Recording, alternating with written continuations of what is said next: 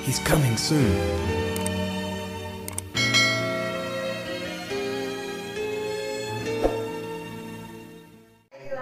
Kita itu ya, Bapak Ibu Saudara yang dikasihi oleh Bapak Yahweh, hari ini kita akan kembali belajar Dafar Elohim. Nah, Bapak Ibu Saudara yang dikasihi oleh Tuhan, saat ini saya memberikan judul Dafar Elohim sesuai dengan apa yang sudah saya kirimkan kepada seluruh Keilah Todula Yahweh dan seluruh jemaat yang lain. Saya beri judul kali ini yaitu Aksen Beayah, yang artinya adalah tegar dalam masalah. Nah, dalam situasi-situasi seperti ini masih kita tetap menyupport satu yang lain dengan yang lain, kita saling menguatkan satu dengan yang lain supaya kita menjadi orang-orang yang tegar, menjadi orang-orang yang kuat dalam menghadapi situasi masalah yang terjadi saat ini.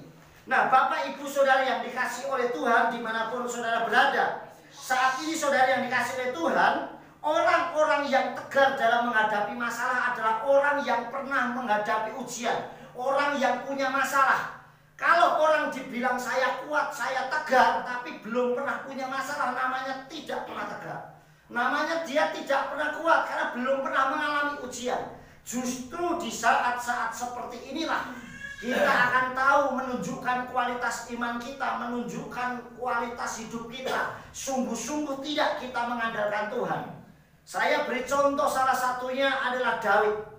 Daud orang yang tidak pernah dianggap oleh siapapun. Bahkan kakak-kakaknya pun tidak menganggap Daud, saudara. Dan saat Daud itu disuruh oleh orang tuanya Isai dan katakan, bawalah makanan ini, tengoklah kakak-kakakmu apa ada salum dalam diri mereka. Dan karena Daud ini orang yang taat dan setia kepada keluarganya, maka dia membawa bekal makanan itu untuk melihat kakak-kakaknya yang sedang dalam medan pertempuran bersama orang Filistin. Dan apa yang terjadi, saudara? Dari situ Daud belum ketahuan apakah dia orang yang kuat menghadapi masalah atau tidak. Tetapi saat kakak-kakaknya ketemu dengan Daud, apa yang terjadi, saudara yang dikasihi oleh Bapak Yahweh? Justru kakaknya melecehkan dia, kakaknya membuli dia, dan kakaknya berkata, buat apa engkau datang kemari? Aku tahu ketegaran hatimu karena engkau ingin melihat pertempuran di medan perang ini. Sampai detik itu Daud masih dibuli oleh kakak-kakaknya. Daud masih dilecehkan, masih direndahkan oleh kakak-kakaknya. Padahal kalau kita tahu, justru kakak-kakaknya takut menghadapi orang Filistin, termasuk Saul, karena di situ ada Goliat. Nah, di situ ujian Daud itu dimunculkan, saudara. Ketahuan bagaimana dia harus menjadi orang yang kuat dan tegar menghadapi masalah. Di saat orang lain takut, di saat orang lain khawatir, di saat orang lain merasa tidak punya percaya diri, Daud tampil sebagai orang yang tegar dalam menghadapi masalah. Apalagi saat Daud lulus dalam ujiannya, dia menghadapi masalah dengan mengalahkan Goliat, saudara. Apa yang terjadi? Orang mengeluh-elukan Daud dengan luar biasa. Kenapa? Karena Daud lolos dalam ujian. Nah, situasi seperti ini adalah menunjukkan bagaimana kita sungguh-sungguh tidak punya kualitas iman yang sungguh-sungguh apa tidak. Jujur memang kalau kita lihat di dunia sosmed atau dimanapun orang bilang, ayo mensupport, kita kuat, kita begini, kita begitu. Tetapi apakah benar bahwa hatinya memiliki rasa keberanian yang hebat? Saudara yang dikasihi oleh Tuhan, inilah ujian yang sesungguhnya. Bagaimana kita menghadapi situasi seperti ini? Masihkah kita tetap mengandalkan kekuatan kita atau mau mengandalkan kekuatan Elohim? Nah, saya akan beri beberapa contoh di dalam kitab suci orang-orang yang tegar dalam menghadapi masalah. Masalah itu tidak muncul hanya sekali saja, saudara. Orang Israel ujiannya 40 tahun di padang gurun. Tetapi saya akan lihat ada beberapa contoh orang yang berani menghadapi masalah dan tegar menghadapi masalah. Yang pertama adalah Yosef bin Yakub atau Yosef anaknya Yakub. Satu, saudara, yang pertama Yosef sudah dicemburui, dibuat iri oleh saudara-saudaranya saat dia bermimpi, saudara. Bayangkan orang yang dikasihinya, di sekitarnya, keluarganya, kakaknya yang menjadi idolanya dia, menjadi panutannya dia, yang seharusnya melindungi dia, justru cemburu sama Yosef. Bayangkan kalau seandainya saudara tinggal atau bekerja di lingkungan orang yang memusuhi saudara, yang cemburu terhadap keberhasilan saudara, cemburu terhadap mimpi saudara. Saya yakin akan membuat hati nggak nyaman. Yang kedua saudara, dia dianiaya, bukan hanya dicemburui tapi dianiaya.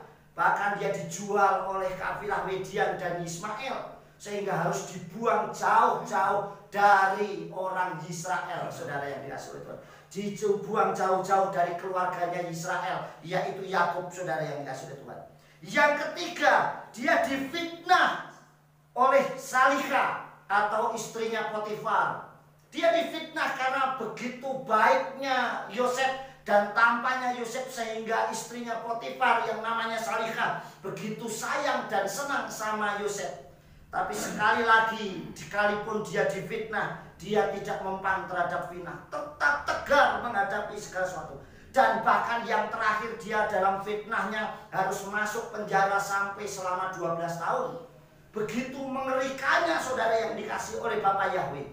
Begitu mengerikannya kalau sampai kita mendapat fitnahan, kita mendapat aniaya saudara. Saudara yang dikasih oleh Bapa Yahweh, di dalam kitab Sefer Hayasar, saya kutip sedikit saudara. Di situ dikatakan di dalam kitab Sefer Hayasar pasal yang ke 42 ayat 26-27 dikatakan, Yosef mendengar bahwa orang Ismail sedang menuju ke Mitsraim, maka Yosef meratap dan menangis karena hal ini, bahwa dia menangis dengan sedihnya sementara dia menunggangi unta. Dan salah seorang mengamati dia, membuatnya turun dari unta dan berjalan kaki. Meskipun demikian, Yosef terus menangis dan meratap dan berkata, ya Bapakku, ya Bapakku. Salah seorang Ismail bangkit dan melampar pipi Yosef, namun dia terus meratap. Yosef kelelahan di jalan dan dia tidak sanggup melanjutkan perjalanan. Dari situnya dan semua orang memukulinya dan menyakitinya di jalan, membuatnya takut supaya dia berhenti meratap. Nah, bayangkan dia dalam penganiayaan yang besar. Bahkan dikatakan ayat selanjutnya, Yosef takut kepadanya karena perbuatannya itu saat dia difitnah oleh Salika. Ada rasa ketakutan, ada rasa muncul. Tetapi satu hal, bahwa Yosef tetap dalam perlindungan Bapa Yahweh. Yosef tetap dalam perlindungan Tuhan. Dan di situ saudara yang dikasihkan oleh Bapa Yahweh, begitu Yosef semakin dibuat jauh dari tanah Kanaan. Saat Yosef itu dijual kepada kafilah Ismail saudara, dia dibawa ke Mitsraim. Bayangkan, dari tempat yang seharusnya dia tinggal bersama keluarga Yakub, keluarganya dia dibuat semakin menjauh. Seperti inilah saudara yang kita alami saat ini, bahwa kita di lingkup gereja yang seharusnya saat Sabat kita berkumpul bersama-sama, kita dibuat menjauh dari gereja. Tetapi satu hal, gereja boleh, dunia boleh menjauhkan kita dari gereja, tetapi dunia tidak bisa menjauhkan kita dari Tuhan. Amin. Jadi mungkin penyakit bisa menjauhkan kita dari tempat ibadah, tetapi sekali lagi bahwa Tuhan selalu membuat dekat kita dengan Dia. Amin. Tetapi penyakit tidak bisa menjauhkan kita dari Tuhan, tidak bisa menjauhkan kita dari Bapa Yahweh. Sekalipun saudara ada di tempat saudara masing-masing, tetapi saudara tetap bisa menyembah, berdoa kepada Bapa Yahweh. Dan ayat yang selanjutnya, di situ dikatakan demikian saudara yang dikasih oleh Bapa Yahweh. Saya bacakan buat saudara. Di dalam kitab Sefer Hayasar pasal 44 ayat 75-76. Dan Potifar mendengarkan kata-kata mereka, dan dia memasukkan ke dalam rumah penjara, tempat di mana tawanan-tawanan raja ditahan. Yosef ada di dalam rumah tahanan 12 tahun. Nah saudara yang dikasih Tuhan, 12 tahun bukan waktu yang singkat, tetapi 12 tahun waktu yang lama. Lingkupnya semakin sudah jauh dari Israel, sudah jauh dari Kanaan, sudah jauh dari keluarganya. Kaum keluarganya masih di dalam penjara. Bayangkan saudara, bagaimana Yosef bisa kuat dalam menghadapi masalah itu. Kemudian yang kedua, contoh yang kedua adalah Hana. Di dalam kitab suci, Hana adalah istri dari Elkana saudara. Tetapi setiap hari dibully terus oleh Penina saudara. Dia dibully dan dia dilecehkan oleh Penina, dibuat menjadi kesal. Bayangkan saudara, kalau setiap hari kita dibuat kesal terus sama orang, tiap hari kita dilecehkan terus sama orang, dibully oleh orang. Saudara bayangkan, perhatikan ayat yang ke 1 Samuel pasal 1 ayat 6. Di situ dikatakan, tetapi madunya selalu menyakiti hatinya supaya ia gusar karena Yahweh telah menutup kandungannya. Nah, saudara perhatikan baik-baik. Justru saudara semakin kita dibuat kesal terus, itu terjadi saudara, sampai seberapa besar kita tegar dan kuat menghadapi masalah. Contoh yang ketiga saudara. Contoh yang ketiga adalah Lazarus dan orang kaya. Ini dibuat kesenjangan sosial yang luar biasa dalam kisah ini saudara. Di dalam kitab Injil Lukas pasal yang ke-16. Di situ dikatakan pada ayat yang ke-19 saudara. Ada seorang kaya yang selalu berpakaian jubah ungu dan kain halus. Artinya pakaiannya pun dibuat mewah luar biasa. Dan setiap hari bersukaria dalam kemewahan. Tiap hari hidupnya glamor, mewah, pesta, banyak makanan, selalu enak hidupnya saudara. Dan ada seorang pengemis bernama Lazarus atau Elazar. Badannya penuh dengan borok, berbaring dekat pintu rumah orang kaya itu. Saudara yang dikasih oleh Tuhan, bayangkan, yang satu kayanya luar biasa, setiap hari pesta, makan enak, pakaiannya bagus. Yang satunya miskin, makan saja susah, sudah penyakitan. Sudah makannya susah, penyakitan pola saudara. Ada sakit borok dalam ini, kesenjangannya luar biasa. Begitu penderitaannya yang dialami. Berapa banyak menjadi anak-anak Elohim di dunia ini juga seperti itu. Banyak orang yang semakin besar, luar biasa, gerejanya dibangun mewah-mewah luar biasa. Tetapi di satu sisi tidak. Nah, hari ini Tuhan uji supaya kita menjadi orang yang sama. Toh yang ada di rumah masing-masing semuanya tidak ada pilihan. Kalau orang miskin di rumah, orang kaya di luar boleh, tidak. Semuanya sama ada di rumah. Ini Tuhan ajar kita untuk kita bahwa kita ini sama di hadapan Elohim. Saat menghadapi ujian masalah, ternyata di hadapan Tuhan sama. Yang selanjutnya ayatnya dikatakan demikian saudara. Dan ingin menghilangkan laparnya dengan apa yang jatuh dari meja orang kaya itu, malahan anjing-anjingnya datang dan menjilati boroknya. Saudara bayangkan, kalau dia butuh makanannya tapi yang datang malah anjingnya, bahkan menjilati boroknya saudara. Ini sudah jatuh ketimpa tangga, ketimpuk bata dan sebagainya saudara. Penderitaannya begitu luar biasa yang dialami. Saudara yang dikasih, Elazar atau Lazarus diperhadapkan dengan kesenjangan sosial. Tapi saya rindu anak-anak Elohim khususnya Hodori Yahweh tidak perlu iri terhadap keberhasilan orang lain. Amin. Tetapi justru saya harus belajar supaya saya bisa sukses seperti orang lain. Amin. Kalau orang lain punya iman yang besar, jangan iri dengan iman orang. Tapi saya harus punya iman yang jauh lebih hebat daripada orang lain. Harus selalu seperti itu. Justru kalau perlu doakan supaya banyak orang semakin diberkati. Amin. Jadi saudara yang dikasih oleh Tuhan, selanjutnya mengalami penderitaan yang berat. Keinginannya tidak sesuai yang diharapkan. Penderitaannya semakin berat. Sudah miskin, susah makan, penyakitan. Terus kemudian saudara keinginannya tidak terpenuhi. Pengennya makan dari orang kaya itu, malah yang datang anjingnya dan menjilati boroknya. Ini penderitaan yang luar biasa saudara. Apa yang dipikirkan tidak sesuai dengan apa yang diharapkan. Saya yakin Bapak Ibu Saudara pernah ngalamin. Saya pengen seperti ini, dapatnya seperti ini. Tetapi satu hal, rencana Tuhan tidak pernah gagal. Amin. Mereka tetap tegar. Saya beri contoh, baik Yosef, baik Daud, baik itu Hana dan juga Elazar atau Lazarus, dia tetap tegar. Mereka tetap tegar dalam menghadapi masalah. Kenapa dia tetap tegar? Kenapa mereka tetap tegar saudara? Yang pertama adalah karena Yosef selalu menyertakan Abah Yahweh dalam kehidupannya. Amin. Ternyata Yosef menjadi kuat tegar karena selalu menyertakan Bapak Yahweh dalam hidupnya. Nah saudara yang dikasih oleh Tuhan, dalam kitab Bereshit atau Kejadian pasal 39 ayat 23 di situ dikatakan Ein sar beit sohan lofet kal meuma biyadu Ase Yahweh Matsliha. Di situ dikatakan pemimpin rumah bundar itu tidak mencampuri segala yang berada di tangannya, karena Yahweh ada bersamanya, dan apa yang dilakukan Yahweh membuat berhasil. Amin. Jadi ternyata kenapa Yosef itu kuat, karena Bapa Yahweh selalu menyertai saudara. Saudara yang dikasih oleh Tuhan, kalau kita ada didampingi orang yang menurut saya orang yang hebat saja kita sudah bangga. Apalagi kalau yang menyertai itu Elohim pencipta langit dan bumi, saudara. Sungguh dahsyat, luar biasa penyertaannya. Yosef selalu disertai oleh Bapa Yahweh. Mengapa? Kenapa sampai dia tegar dan kuat? Karena Bapa Yahweh menyertai. Bahkan di dalam kitab Matius pasal 28, di situ dikatakan Yahweh akan menyertai, Yeshua akan menyertai, Elohim itu menyertai sampai akhir zaman. Saudara disertai, saudara.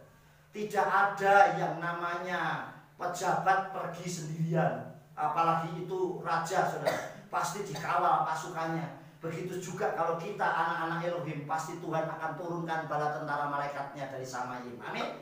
Menyertai kita. Jadi saudara, kenapa Yosef tegar dan kuat? Karena Bapa Yahweh selalu menyertai kehidupannya. Yahweh Imakem, Yahweh itu selalu menyertai dalam kehidupannya. Yang kedua saudara, kenapa Hana juga berhasil dalam kehidupannya? Kenapa Hana juga berhasil dalam kehidupannya? Dia sukses. Dan dia berhasil dan tegar dalam menghadapi masalah, menjadi orang yang kuat. Yang kedua, Hana selalu berserah dalam doa di setiap permasalahannya. Amin. Ternyata selain Tuhan menyertai, kita harus ada komunikasi dengan Tuhan, yaitu dengan cara berdoa. Di dalam kitab 1 Samuel pasal 1 ayat 12, di situ dikatakan wahayaki hirbeta lohit palel lifne Yahweh wa elisomer et pira, yang artinya dan terjadilah pada waktu ia berdoa terus menerus di hadapan Yahweh, Eli memperhatikan mulutnya. Nah saudara, di situ dikatakan ada hirbeta lohit palel. Kalau dikatakan dan terjadi pada waktu dia berdoa terus menerus. Justru saat ada masalah, banyaklah berdoa. Justru saat ada masalah, situasi seperti ini, sungguh-sungguhlah berdoa. Berdoalah tanpa henti-henti, berdoalah terus-menerus. Amin. Jangan malah nyantai, ya sudahlah ini bukan urusan saya. Tidak, justru ini waktunya kita banyak berdoa, berserah kepada Elohim. Amin saudara. Mungkin kalau saat ini saudara diizinkan Tuhan bisa ibadah, saudara akan membutuhkan waktu. Saudara menyiapkan waktu yang jauh, transportasi, menyiapkan segala. Hari ini Tuhan izinkan saudara tinggal di rumah supaya saudara mendekatkan diri kepada Elohim. Amin. Mendekatkan diri kepada Bapa Yahweh. Dengan apa? Komunikasi, berdoa, bersungguh-sungguh. Dan dikatakan ayatnya, dikatakan di sini hirbita lehit palil, berdoalah terus-menerus. Jadi jangan bosan berdoa, jangan berhenti berdoa, saudara. Yang ketiga, kenapa El-Azar atau Lazarus? Karena Lazarus selalu bersyukur menjadi pelaku daftar Elohim. Amin. El-Azar atau Lazarus jadi pelaku firman, saudara yang dikasih oleh Tuhan. Hidup ini buat apa? Saya jadi orang Nasrani, mengenal Tuhan, tapi tidak pernah menjadi pelaku daftar Elohim. Saudara perhatikan di situ dalam Injil Lukas 16 tadi, ayatnya yang ke-31.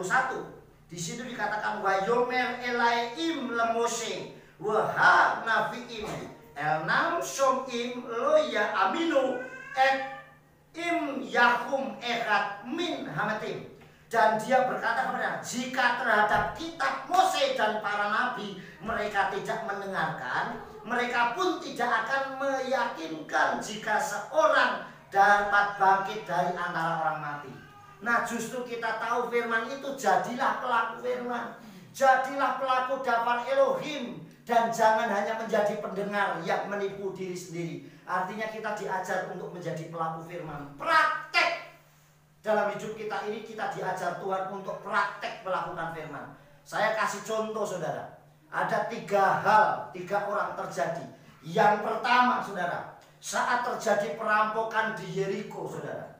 Kemudian datanglah imam. Ini perumpamaan yang Yeshua sampaikan. Lewatlah seorang imam di tempat itu, di mana di situ ada orang yang lagi kesusahan, perampokan, teraniaya. Tetapi saat imam itu lewat, apa yang terjadi? Dia melewatinya dari seberang jalan dan jauh.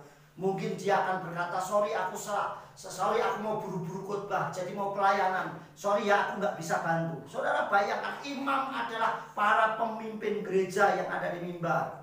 Tetapi apakah punya kasih di saat seperti itu? Orang teraniaya, orang mengalami kelaparan, orang mengalami permasalahan, bisa nggak membantu dan menjadi pelaku firman? Kemudian yang kedua, lewatlah orang Lewi. Orang Lewi adalah pelayan altar, bisa worship leader, singer, pemain musik dan sebagainya. Tetapi begitu dia lewat pun, apa yang terjadi saudara yang dikasihi Tuhan? Dia hanya kisbai dari jauh. Sorry aku nggak bisa karena saya mau mimpin pujian, saya mau main musik, saya tidak bisa bantu. Tetapi justru orang yang tidak dianggap oleh orang-orang Israel, apa yang terjadi saat orang Samaria? Orang Samaria adalah orang yang selalu dianggap nomor 2 oleh orang Yahudi, saudara. Orang Israel. Saat dia lewat, apa yang terjadi, saudara? Justru dia balut lukanya, obatin lukanya, saudara. Orang yang tidak dianggap mengenal Tuhan, tetapi justru luka-luka orang yang dirampok itu diobatin. Dan apa yang terjadi saat diobatin? Dia angkat dan dinaikkan ke hewan tunggangannya. Artinya yang punya hewan gimana? Jalan kaki, saudara. Dia mengalah, mendahulukan orang yang sakit, dan dia jalan kaki sampai ke penginapan. Dia katakan apa? Dan ini saya kasih uang, rawatlah orang ini, dan kalau kurang bilang sama saya. Artinya ini praktek yang luar biasa. Bisa nggak kita praktek menjadi anak-anak Tuhan? Tidak peduli mau saudara gembala, pendeta, penginjil, pelayan altar, bahkan orang yang percaya Bapa Yahweh, jadilah pelaku dakwah Elohim. Punyanyalah kasih, kita memiliki kasih. Sekarang yang terakhir, saudara, bagaimana supaya kita tegar dalam menghadapi masalah?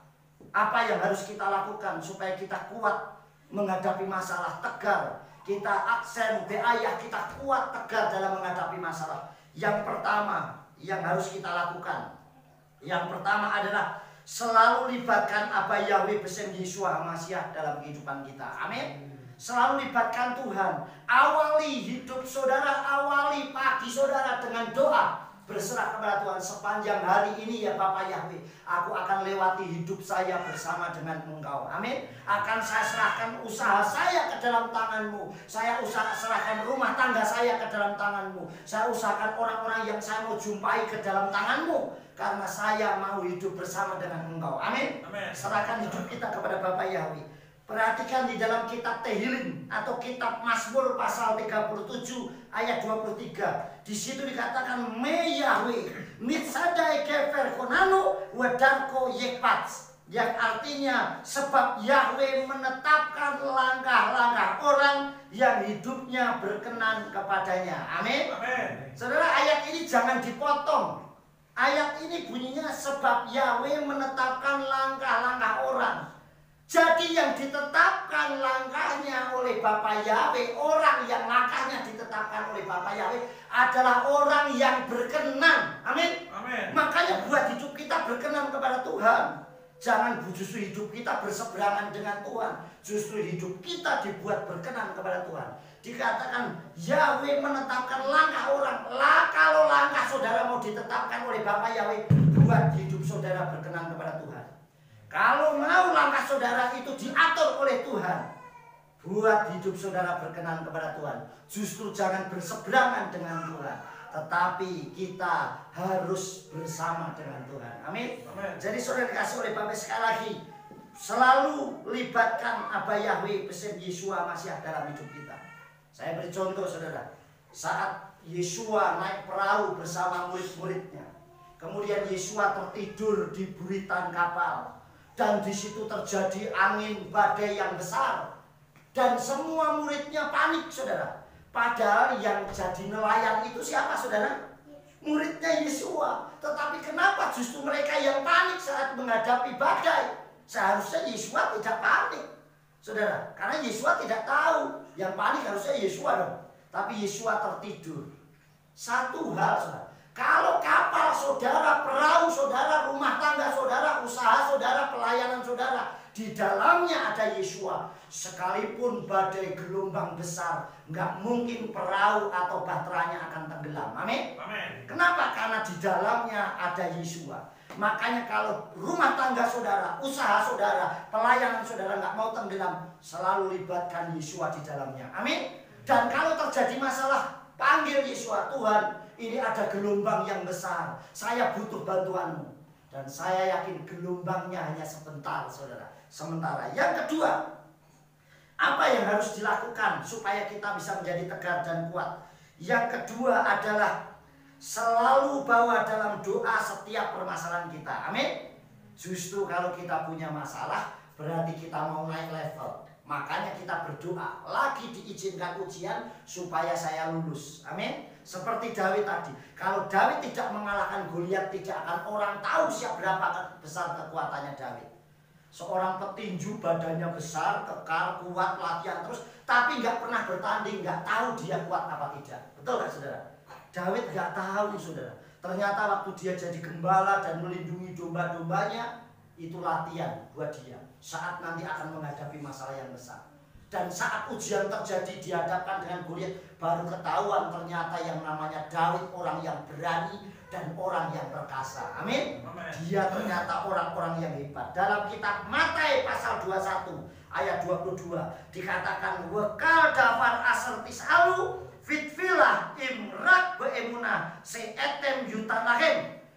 Dan segala sesuatu seberapa yang kamu minta dalam doa dengan beriman, kamu telah menerimanya. Amin. Jadi terus-menerus berdoa, imani. Saya yakin Bapak Yahweh bahwa saat ini masalah yang ada terjadi buat dunia ini, bangsa ini hanya sementara.